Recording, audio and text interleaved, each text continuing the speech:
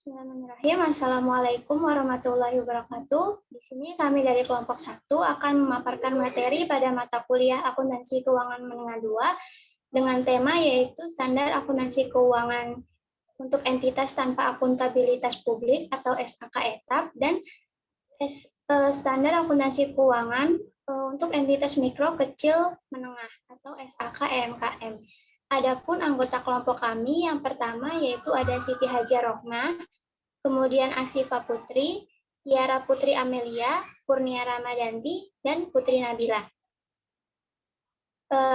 Selanjutnya, langsung saja untuk pembahasan materi yang pertama akan disampaikan oleh rekan saya yaitu Putri. Kepada Putri dipersilahkan.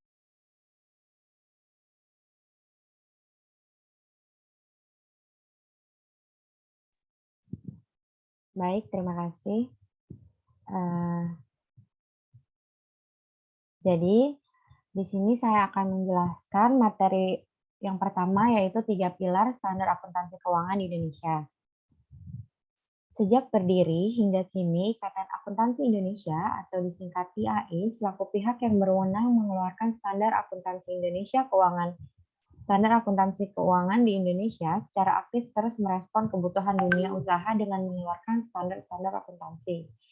Hingga kini, standar akuntansi keuangan di Indonesia terbagi ke dalam 3 pilar yang mencerminkan dunia usaha di Indonesia. Ketiga pilarnya yakni yang pertama itu ada standar akuntansi umum, standar akuntansi ETAP, dan standar akuntansi EMKM. Standar akuntansi umum merupakan standar akuntansi yang mengatur entitas yang memiliki akuntabilitas publik yang signifikan, yaitu entitas yang terdaftar pada otoritas pasar modal dan entitas yang menguasai aset dalam kapasitas sebagai fidusia untuk kelompok besar masyarakat seperti bank, asuransi, pialang, dana pensiun, reksadana, dan bank investasi. Pada tahun 2008, IAI memutuskan untuk mengkonvergensi atau adopsi International Financial Reporting Standard atau IFRS ke SAK umum. Selanjutnya, standar akuntansi ETAP. Standar akuntansi yang berdiri sendiri dan tidak mengacu pada SAK umum, sebagian besar menggunakan konsep biaya historis. Mengatur transaksi umum dilakukan oleh UKM, bentuk pengaturan lebih sederhana dalam hal pengakuan penyajian.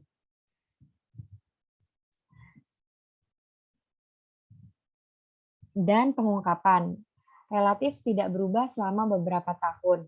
SAK ETAP diterapkan oleh entitas tanpa akuntabilitas publik, yaitu entitas yang tidak memiliki akuntabilitas publik signifikan dan menerbitkan laporan keuangan untuk tujuan umum. SAK ini efektif berlaku sejak tanggal 1 Januari 2011 dan penerapannya sudah dini diperkenankan. Selanjutnya, SAK EMKM. yakni merupakan standar yang disusun oleh IAI untuk memenuhi persyaratan akuntansi dalam pelaporan keuangan entitas mikro, kecil, dan menengah, atau disingkat EMKM, menurut IAI pada tahun 2021. Nah, standar ini diperuntukkan bagi pengusaha yang tidak atau belum mampu memenuhi persyaratan akuntansi dalam SAK entitas tanpa akuntabilitas publik, atau disingkat SAK ETAP. Untuk materi yang kedua akan dijelaskan oleh saya sendiri, yaitu latar belakang pengembangan SAK ETAP. Standar akuntansi keuangan entitas tanpa akuntabilitas publik atau SAK ETAP ditetapkan oleh IAI untuk mempermudah perusahaan kecil dan menengah. SAK ini dimaksudkan agar semua unit usaha menyusun laporan keuangan sesuai dengan standar yang telah ditetapkan. Pada Mei 2009, DSAK IAI mengesahkan SAK ETAP, namun standar akuntansi keuangan ETAP atau SAK ETAP diberlakukan secara efektif per 1 Januari 2011. SAK ETAP ini diterbitkan dengan tujuan untuk mempermudah para penggunanya dalam menerapkan prinsip akuntansi yang selama ini masih kurang sesuai jika menggunakan SAK umum. SAK etap diharapkan mampu mengakomodasi perusahaan kecil dan menengah dalam membuat laporan keuangan yang mudah, transparan, dan akuntabel, sehingga tidak perlu membuat laporan keuangan dengan menggunakan PSAK umum yang berlaku. SAK etap memiliki beberapa manfaat bagi perusahaan, di antaranya dapat menyusun laporan keuangan sendiri, lebih sederhana sehingga dapat mudah diimplementasikan, dapat diaudit dan mendapatkan opini audit sehingga dapat digunakan untuk memperoleh dana guna mengembangkan usaha, dan yang terakhir keandalan informasi pada laporan penyajian laporan keuangan. Untuk materi selanjutnya akan saya serahkan kembali kepada moderator. Baik, terima kasih Putri atas penyampaian materinya. Untuk materi yang ketiga akan disampaikan oleh Asifa. Kepada Asifa, dipersilakan. Baik, terima kasih moderator. Baik, di sini ada materi yang ketiga, yaitu ruang lingkup dan penerapan SAK etap. Di sini, ruang lingkup SAK etap. Ruang lingkup dari SAK etap adalah untuk entitas akuntabilitas publik. Yang dimaksud adalah entitas yang tidak mempunyai akuntabilitas di sektor publik, serta tidak menerbitkan laporan keuangan untuk kalangan publik dan tujuan umum untuk pihak eksternal.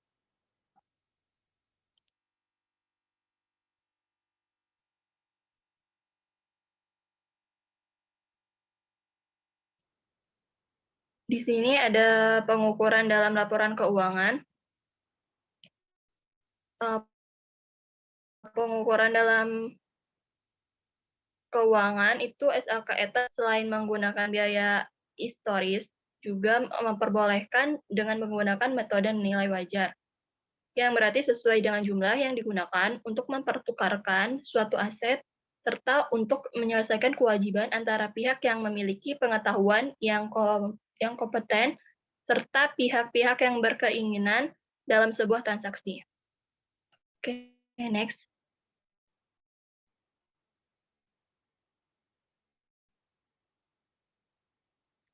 Di sini ada penerapan SAK etap. Di sini ada contoh laporan keuangan toko besi, sumber baja mandiri disusun berdasarkan SAK etap dengan menggunakan dasar akrual, yaitu suatu metode akuntansi di mana penerimaan dan pengeluaran diakui atau dicatat ketika transaksi terjadi. Nah, bukan ketika uang kas untuk transaksi tersebut diterima atau dibayarkan. Penyajiannya itu terdiri dari neraca. Nah, neraca itu adalah bagian dari laporan keuangan.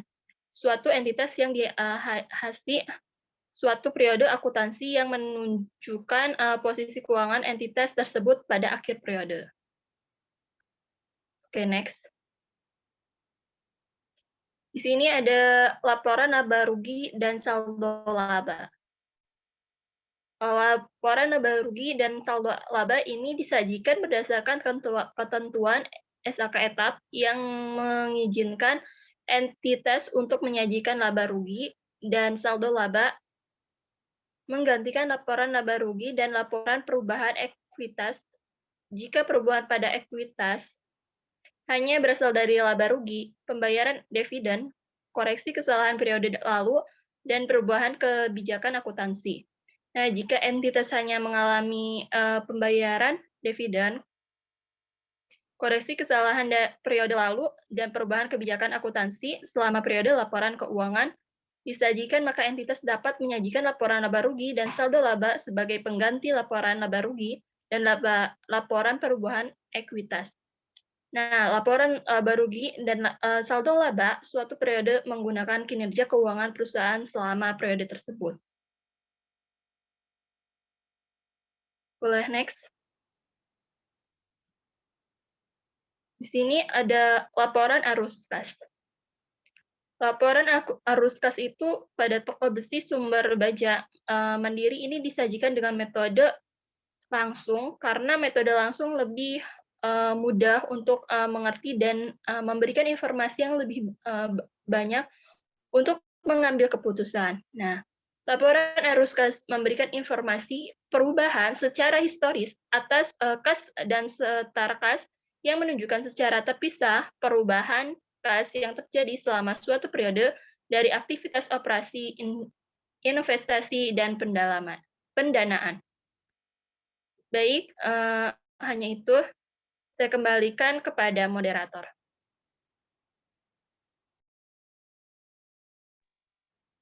Baik, terima kasih Asifa atas penyampaian materinya. Boleh di next, Putri. Untuk materi yang keempat akan saya sampaikan sendiri, yaitu mengenai latar belakang SAK-MKM. Dalam pembahasan latar belakang ini, tentunya kita akan berfokus pada UMKM atau MKM.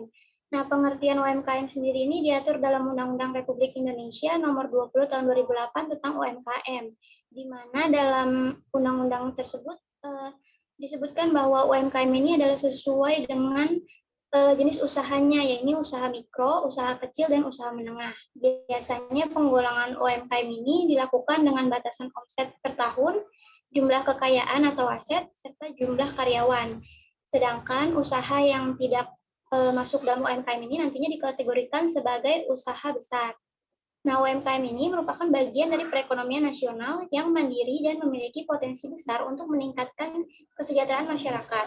Dan UMKM juga memiliki peran yang signifikan terhadap pertumbuhan ekonomi negara. Nah, namun permasalahan utamanya adalah kebanyakan UMKM ini hanya melakukan pencatatan sederhana berupa catatan transaksi harian, seperti mencatat kas yang diterima ataupun mencatat kas yang dikeluarkan perusahaan dalam kegiatan operasinya. Next.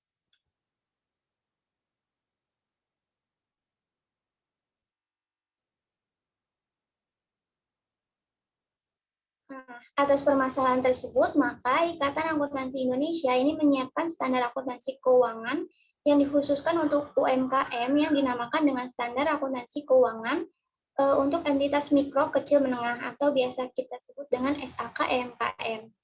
Yang secara eksplisit ini mendeskripsikan konsep entitas bisnis sebagai salah satu asumsi dasarnya, dan oleh karena itu untuk dapat menyusun laporan keuangan berdasarkan SAK-MKM, entitas harus dapat memisahkan kekayaan pribadi pemilik dengan kekayaan dan hasil usaha entitas tersebut, dan juga antara suatu usaha atau entitas dengan usaha atau entitas lainnya.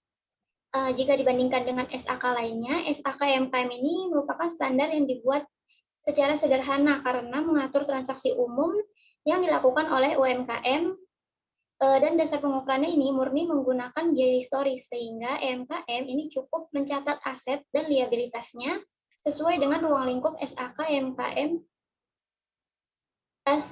dan liabilitasnya sebesar biaya perolehannya. Nah, SAK-MKM ini berlaku efektif per tanggal 1 Januari 2018 sesuai dengan ruang lingkup SAK-MKM ini, maka standar ini dimaksudkan atau digunakan untuk entitas yang tidak atau belum mampu memenuhi persyaratan akuntansi yang diatur dalam SAK-ETA. Sekian materi yang dapat saya sampaikan. Kemudian untuk materi yang selanjutnya yaitu akan disampaikan oleh IHAJ. Kepada IHAJ dipersilakan. Terima kasih kepada moderator. Untuk selanjutnya yaitu ruang lingkup dan penerapan SAK-MKM. Next.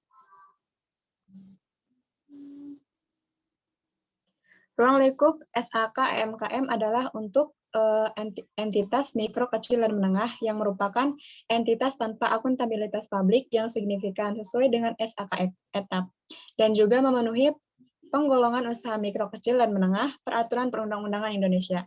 Berbeda dengan SAK-ETAP, SAK-MKM boleh ditetapkan entitas yang belum atau tidak sesuai dengan definisi yang memenuhi semua kriteria, asalkan jika sudah mendapatkan izin atasan dari yang berwenang.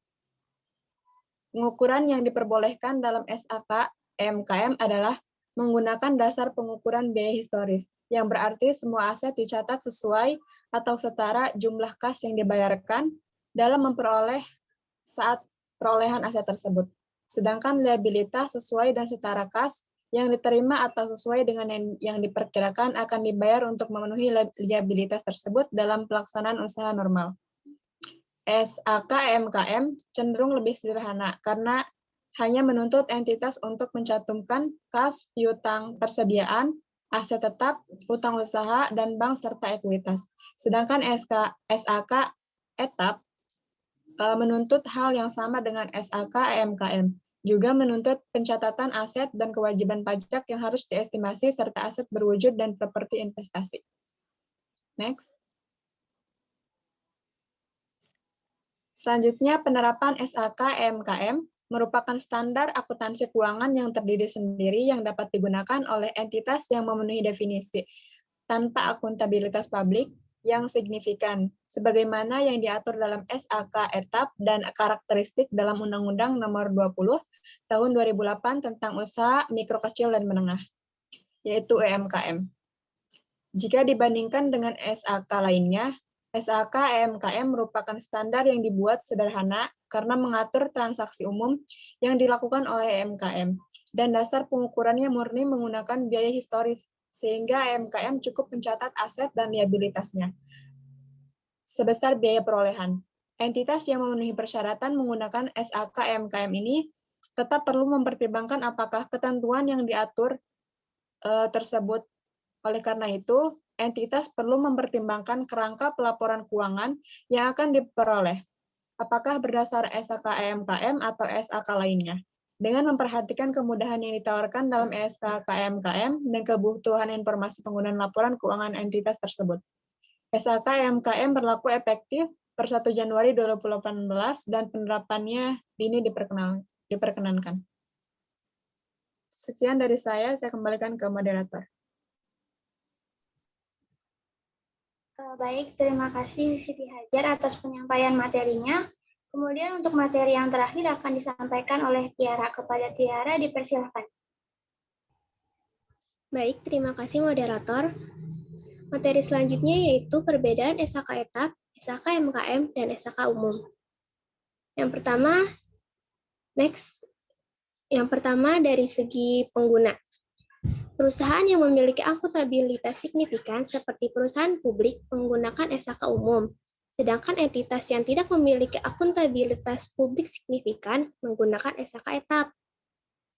Nah, untuk SAK MKM ini yang jauh lebih sederhana ditujukan untuk entitas mikro, kecil, dan menengah yang memenuhi persyaratan. Next. Dari segi penyajian laporan keuangan. Pada SAK etap, di dalam laporan laba rugi memperbolehkan penyajian secara gabungan antara laporan laba rugi dan laporan perubahan ekuitas apabila perubahan ekuitas hanya terjadi dikarenakan dividen saja, serta laporan arus kas hanya disyaratkan menggunakan metode tidak langsung. Dalam SAK MKM menyatakan bahwa bagi entitas laporan keuangan cukup terdiri dari laporan laba rugi dan laporan posisi keuangan. Sedangkan pada SAK umum, laporan posisi keuangan dalam memiliki penyajian aset, liabilitas, dan ekuitas.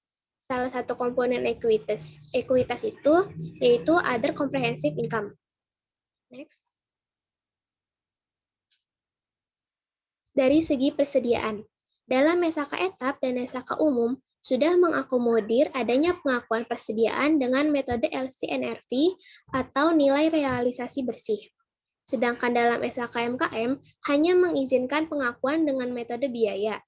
Nah, untuk metode pengukurannya, ketiga SAK ini hanya mengakui metode first in first out dan rata-rata ketimbang saja. Next.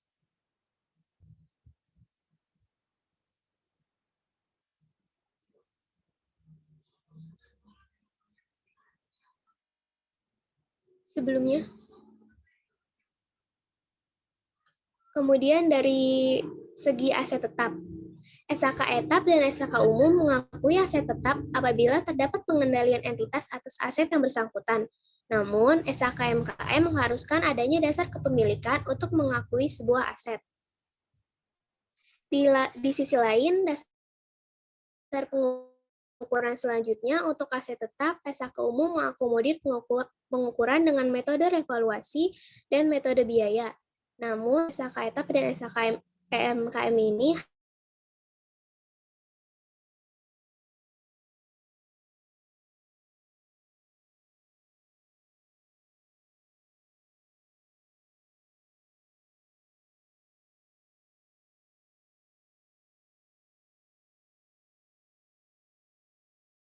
lurus dan metode saldo menurun ganda saja. Next.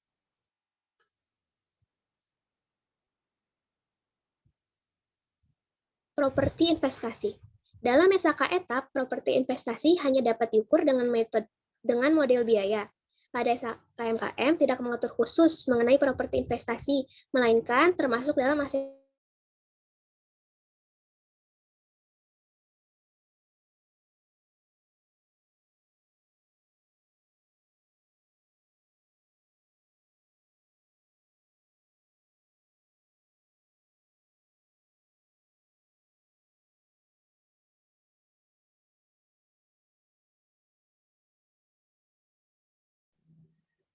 diulangi dari segi properti investasi. Dalam SHK etap, properti investasi hanya dapat diukur dengan model biaya. Pada SHK MKM tidak mengatur khusus mengenai properti investasi, melainkan termasuk dalam aset tetap.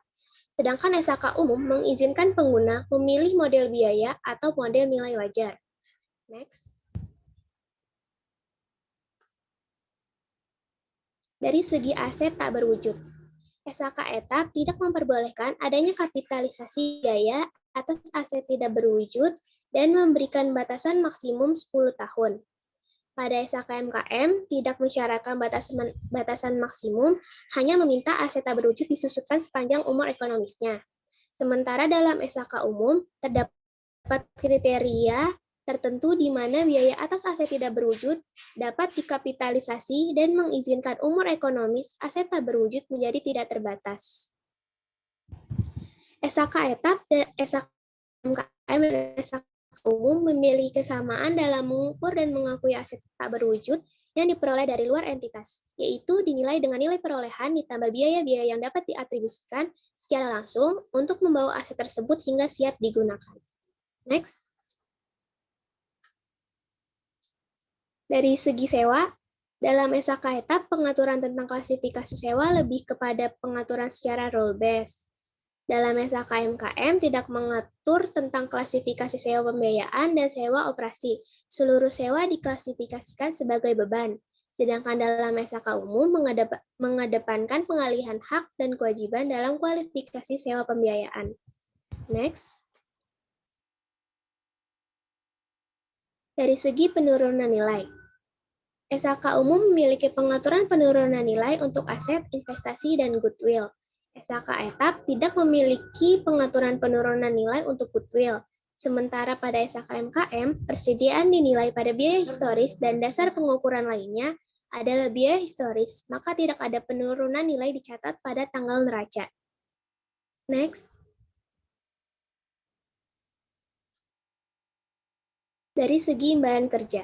Untuk imbalan jangka pendek, SHK etap, SHK MKM, dan SHK umum sama-sama mengakui dalam periode terjadinya, kecuali untuk imbalan pasca kerja. SHK etap dan SHK umum mengakui adanya program imbalan pasti dan iuran pasti yang mengharuskan adanya pengakuan pada sisi liabilitas untuk merefleksikan tanggung jawab entitas di masa depan dan penyesuaian yang diperlukan sesuai dengan asumsi aktuarial. Namun, SHK MKM tidak mengakui adanya imbalan pasca kerja. Imbalan pasca kerja cukup diakui pada periode terjadinya. Next.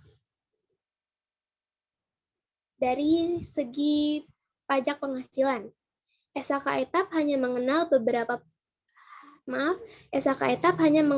pajak penghasilan kini. Dengan demikian, hanya mengakui beban pajak sebesar jumlah yang harus dibayar kepada negara dan mengakui hutang pajak sebesar jumlah yang belum dibayarkan kepada negara pada akhir periode. SHK MKM tidak mengenal konsep pajak kini, pajak tangguhan, atau tax payable. SHK MKM hanya mensyaratkan entitas untuk memperlakukan pajak sebagai beban sebesar nilai aktual yang terjadi pada periode berjalan. Sedangkan SHK umum mengakui beban pajak penghasilan yang terdiri dari beban pajak dini dan beban pajak tangguhan. Next. Dan yang terakhir dari segi mata uang pelaporan. SHK etap dan SHK MKM mengatur bahwa mata uang pelaporan adalah mata uang rupiah. Entitas etap dan MKM dapat menggunakan mata uang selain rupiah sebagai mata uang pelaporan hanya jika mata uang tersebut memenuhi kriteria mata uang fungsional. Sedangkan SHK umum membedakan antara mata uang pelaporan dan mata uang penyajian.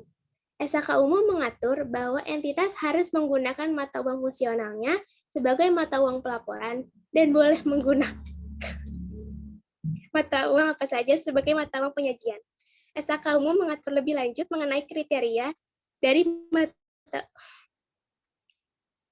mata uang fungsional suatu entitas. Selanjutnya saya kembalikan kepada moderator. Baik, terima kasih Tiara atas penyampaian materinya. Penyampaian materi dari kelompok 1 sudah semua dibacakan dan dijelaskan. Saya mewakili kelompok 1 mengucapkan terima kasih dan mohon maaf atas segala kekurangan. Assalamualaikum warahmatullahi wabarakatuh.